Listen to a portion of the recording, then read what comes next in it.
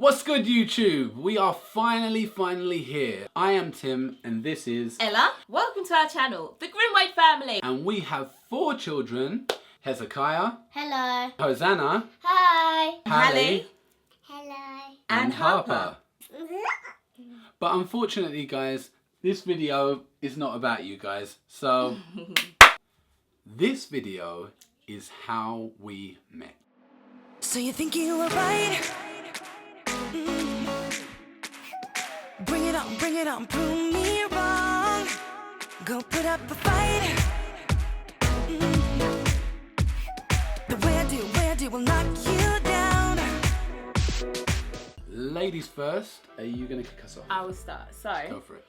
we met at Auntie Lorraine's, I think it was House. 50th wedding anniversary.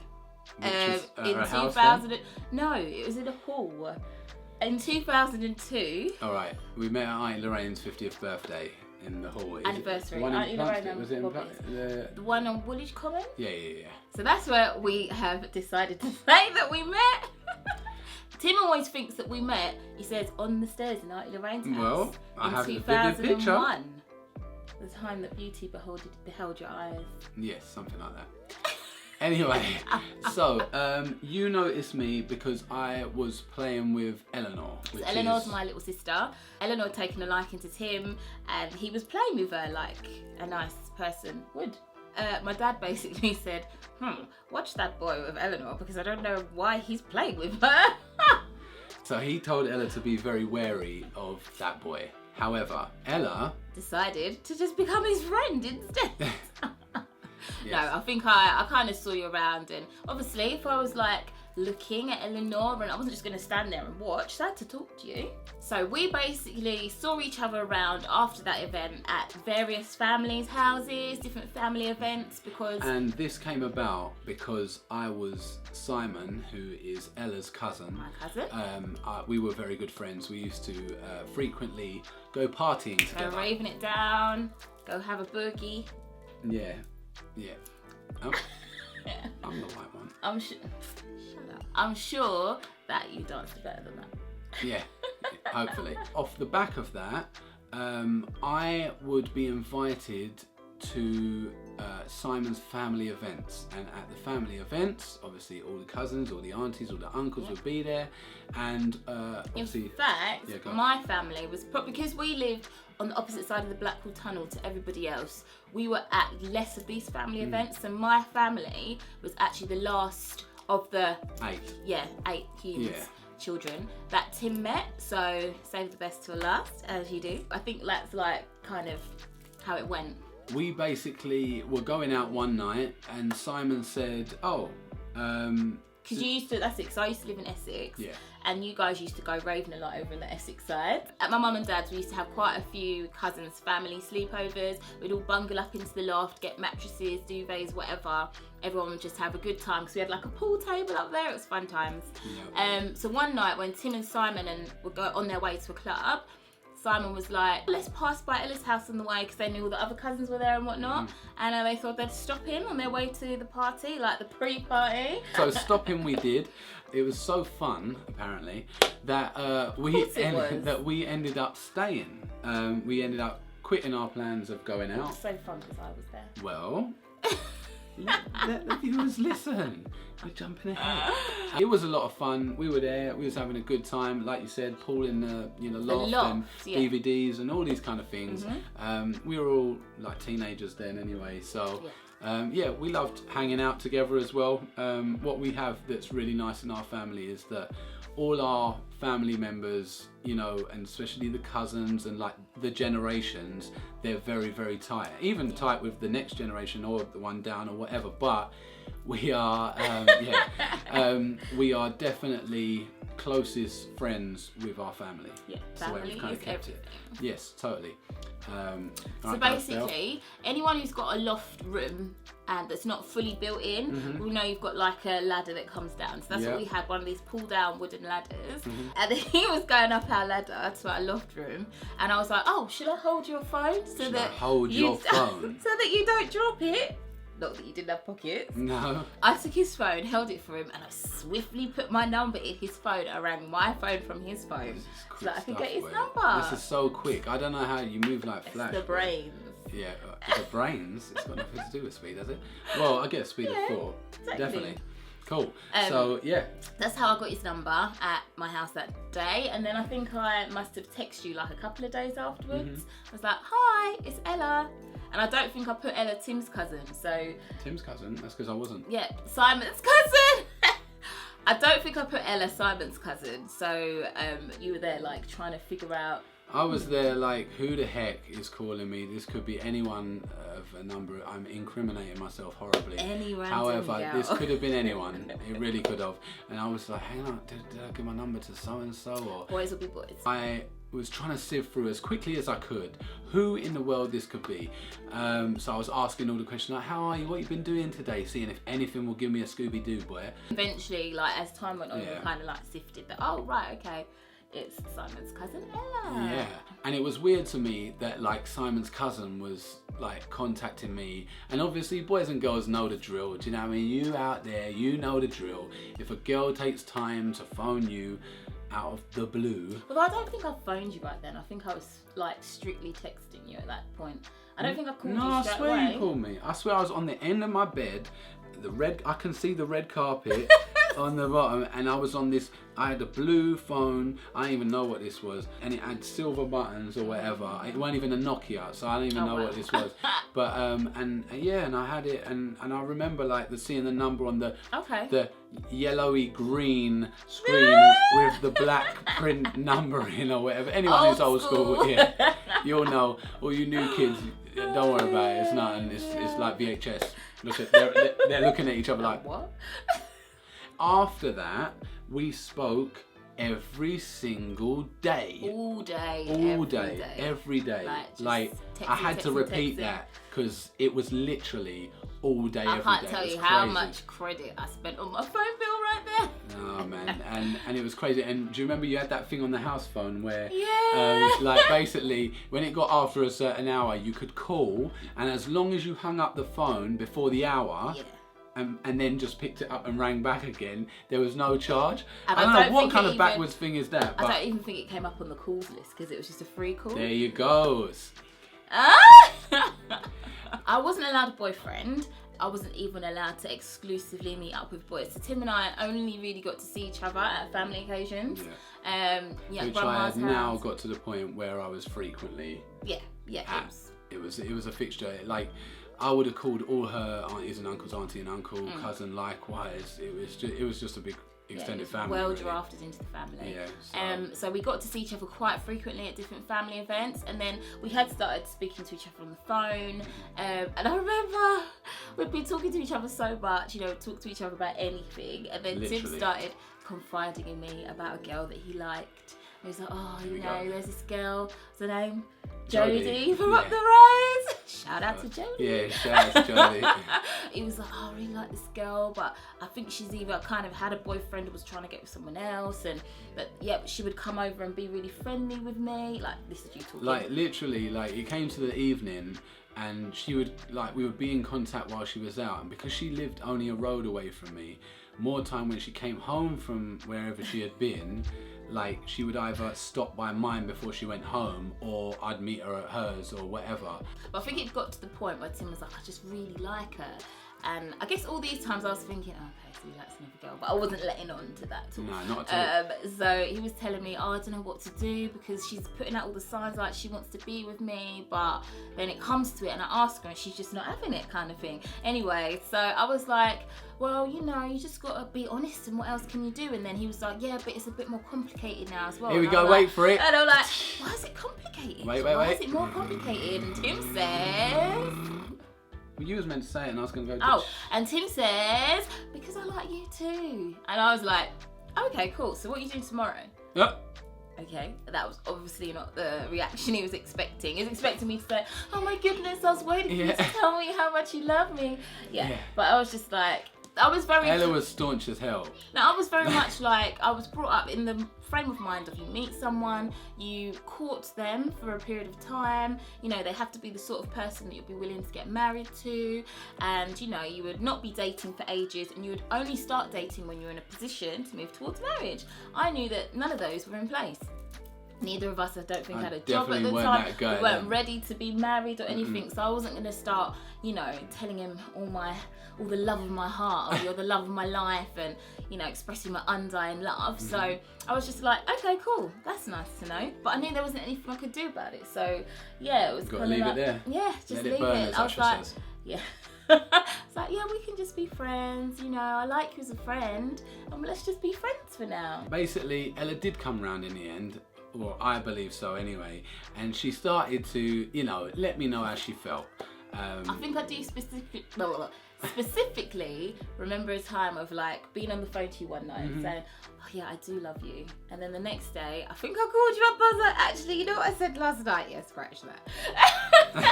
Only because I started thinking, I've told him I love him, you know, what's going to happen now? Yeah. I'm in now, because the words I love you mean a lot. I do love you. Alright, good.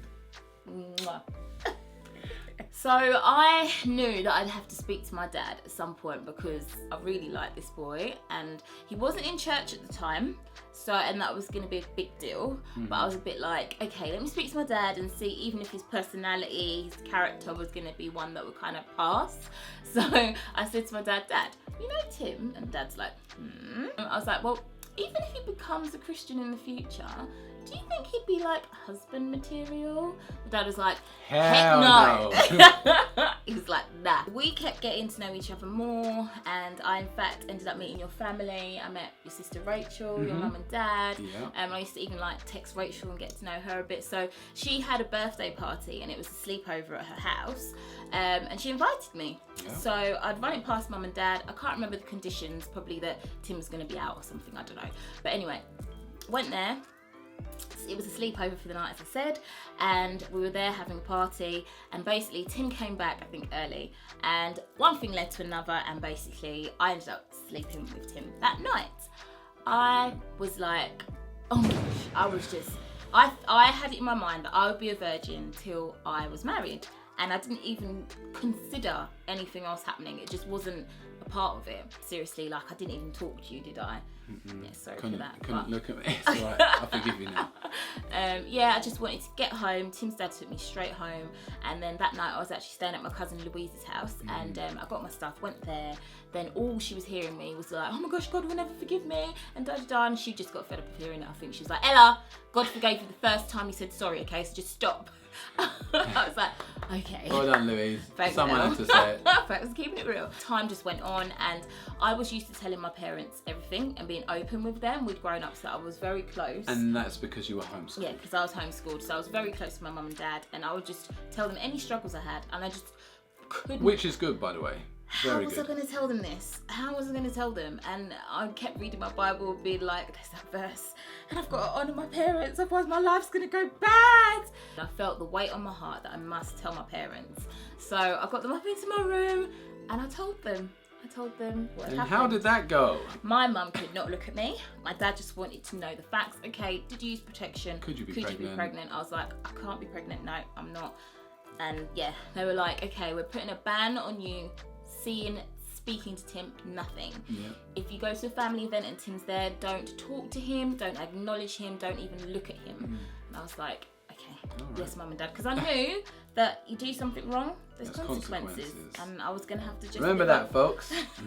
live up to those consequences. So it got very awkward at family occasions, innit, babe? Yeah, because I'd be there, and Ella would come in and be like, hi Simon, hi Stephen, hi Sean, hi Luke, or whatever, do you know what I mean? And obviously the family noticed it, and they're like, all they knew up until now is that Tim and Ella are in love, they love each other. Yeah. And then suddenly it was like, it's like the veil. So they were very for me and Ella being together, like the wider family. They spoke to us obviously away from things, but there was a hierarchy, and obviously mum ranked, you know, quite highly in age-wise. So, sorry mum, I'm not saying you're old. But like, because our aunts and uncles were for us, but they're like, we can't really rock up to your mum and dad and be like, just let them be together. Yeah, exactly. But I mean, all along this time, Tim was even more into my family. My Uncle Pat had kind of taken you under his wing. Yeah, definitely. You started going to church with them and stuff. Definitely. At which point? Yeah, there was an event called Summerfest, which Uncle Pat just invited me to, and there was other things going on in my life where it just seemed like a good idea. Like, I went to church as a kid, but when I grew up, I fell out of it due to sport and stuff like that. So when he invited me, I was like, oh, what the heck, everything else is going wrong, I might as well. Do you know what I mean? And it was there where I gave my life to the Lord and became a Christian. And I heard through sorry to cut you, I heard through the grapevine, oh, Tim's become a Christian. And I was like, whoa, this means we can be together. Yeah. When it said to my dad, Tim's become a Christian, Dad, now we can be together. My dad was like, no. Hell no. No, you can't. It's just not happening. Tim, over time, I don't know how it was out of your own thinking, decided to write letters to my dad. He wrote this beautiful letter to my dad, just saying sorry, and he wants to do right by me, and he really does love me, you know. And like, people are trying to say like, Clive, but at the end of the day, it's not like he's just here to get his things and then bounce. Nah. Like, he was really trying to do the right thing. Yeah. He wrote like 2 A4 pages of writing. I think my dad wrote back. It was the most writing I've ever written, barring a rap. I think he got like 2 lines back from my dad. No, thank you. Yeah. Go away, child. Like, obviously not that. I'm paraphrasing, but it was something to that degree. Yeah. You know what I mean? Shut down. We just, we're trying to do things the right way. I was trying to obey my mum and dad, but over time, kind of fast forward a bit, we went back and forth. We've seen each other behind my parents' back. Then I would confess to them that I've been seeing him. I think we might have slept together a couple more times. Then I would tell them again. This kind of went on for about 5 years. Long time. Like the back and forth and the round and rounds and whatnot. And we're talking about a long time. Like, even me and Ella had to sit up in the bed, like thinking, like, how did this all go?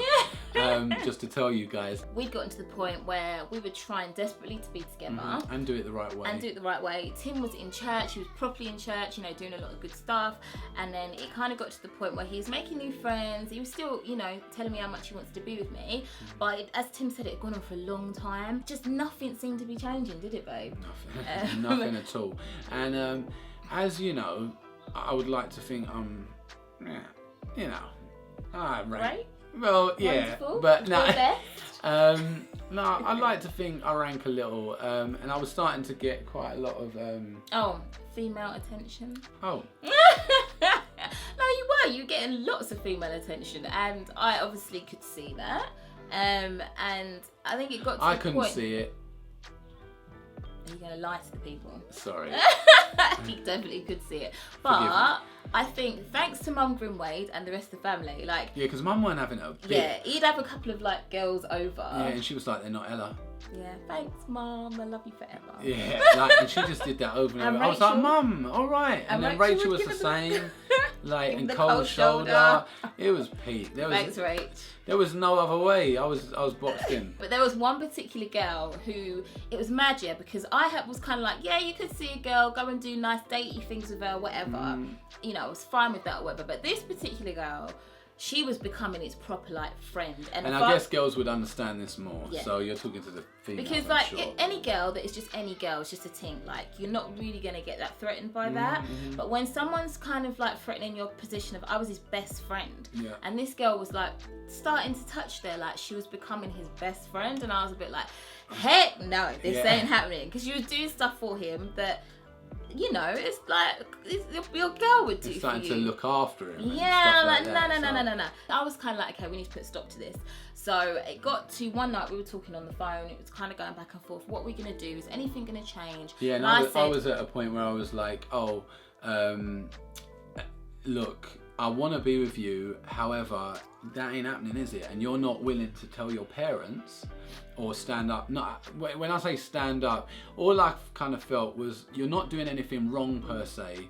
So I don't understand how a conversation can't go back and forth. But Ella was literally under the thumb at that time, and she just couldn't, like, because I was thinking, just say, look, I really like this guy. I'm not going to be, you know, improper or anything like that. But just, I'm gonna be with him. I like him. Do you know what I mean? I'm not gonna disrespect you guys in that way. I think I was like 18 by that yeah. time. I was Well, like, it's even a bit on from that. yeah, like 19 maybe. Yeah, like, maybe I can have a relationship now. Like, when is the time I'm going to be able to have a boyfriend? And this is the person. There's no point trying to palm me off to someone else because I want to be with Tim. Yeah, so exactly. This is it. So when I was on the phone to you, like, I like you, but it's not going to happen, Ella was like... I was like, do you know what? Just come pick me up from my house. I was like, we just need to do something drastic. And it was like 4 o'clock in the morning. And he was like, what now? I said, yeah. So basically he came and picked me up, snuck out my house 4 o'clock in the morning. Obviously went back to his. I think we ended up falling asleep. Then my phone rings, normal time in the morning. My mum's like, Ella, where are you? I'm at Tim's house, Mum. What are you doing? Get yourself back home now before your dad wakes up and realises that you're gone. I was like, Mum, we just want to speak to you and Dad together. We want to sit down and speak to you, because up until now that hadn't happened. Nope. And I wanted them to see how Tim was different and have a conversation with him. Mum said, look, just come back home. We went home. I was like, come babe, let's go and speak to them. Yeah, I was like, go check with your dad first, cause he don't like me one bit. Which I think was very respectful of you. Yeah, like... you weren't just going to rock up so in the walk house. in a man's yard, like, I can't do that. You Yeah. know what I mean? Go ask him, and then when we got to the door, I said, yep, go and do your thing. I went and asked, Dad, can Tim come in? No. Hell no. We can talk, but Tim is not involved in this conversation. So I was like, okay. I said, babe, you're not allowed in. He's like, okay, cool. You went back to Auntie Rose and Uncle Pat's So I house. said, I'll go to Auntie Rose's, you have the chat with him, because they said we're willing to talk, but just not with Tim. Yeah. We'll talk with you. And then I went to Auntie Rose's, and I was there for all the day. It was like an all-day conversation. I remember sitting in that front room at Charteris Road in Woodford, and it went from morning till night time. Don't even think we stopped for lunch. And I was just, you know, expressing to them everything that's happened, what I wanted for our future. And Mum and Dad were like, look, our decisions are our decisions. This is our house. Yeah. If you want to live in this house, you will abide by our rules. Yeah. And you cannot live in this house and be doing your own thing. So you are going to have to leave if you don't go with what we say, which I get now as a parent. Yeah. Sorry, guys. We didn't want to move out and move in together. We don't want to cohabit and all that kind of stuff. Because we weren't trying to do things the wrong way. No, we wanted to get married and do it all the right way around. Yeah. So I was like, look, we have tried to do things your way. I don't know where I'm going to go, but I want to be with Tim. I want to try a relationship with him. Yeah. And I want to do it with you guys involved. But if it's not going to happen, I'm going to have to try this. So I packed my bags. You put them by the front door. Had them all by the front door. My sisters were both crying. My brother was like, Ella, just like think about what you're sleep doing. On it at least. Sleep on it for the night. I couldn't go and stay at my grandma's houses because they loved me, but they couldn't like... And they knew both, you know, they loved us both. Like, you know, I was real close with Grandma Humes, God rest her soul. But they were like, look, we love you guys and we think, you know, what you're doing is honourable, but we can't you can't come and stay here because then it's encroaching on, you know what I mean, on mum and dad and that. So which is fair enough. We didn't know what we was going to do, so I thought, let me sleep on it for the night, one more night in my bed.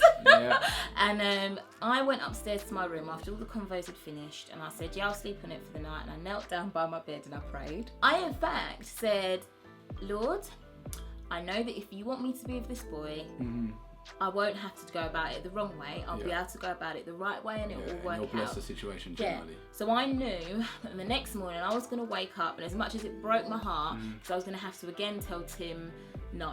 I knew that I was going to go with what my mum and dad had said. I was upstairs on the computer, and my dad was downstairs watching a DVD. I think it was a Tyler Perry film, and something in the film touched him. He wasn't very like spiritual in that way. He was very theological minded. So for something to touch him on an emotional level, it was had to be a bit quite deep. a rarity. Yeah, something like God had to be moving. Yeah, so, we're going to accredit this to you, God. Yeah. And he called me downstairs, and I felt like he was being really kind of sarcastic or condescending. He was like, come darling, come downstairs, come and sit next to me on the sofa. And I was thinking, is he trying to rub this in kind of thing, because I still hadn't let on to them that I was gonna say, yeah, I'll follow you mum and dad in the morning. And then he said, look, I'm not gonna let a boy break up our family. You can see him. What? I was like, oh my days. And he goes, I bet you never thought you'd hear those words come out my mouth. And I was like, no. This is after 5 years, or maybe 4, and it was fine until we got married. But it was a long time. You don't understand. I just felt all the pressure just come out my body. I was just like, whoa. And then I was like, oh my gosh, thanks dad. And like, I got to ring Tim. Yeah, and I went up and called Tim, and I was like, babe, my dad has said that we can be together. And Tim was like, give me a minute.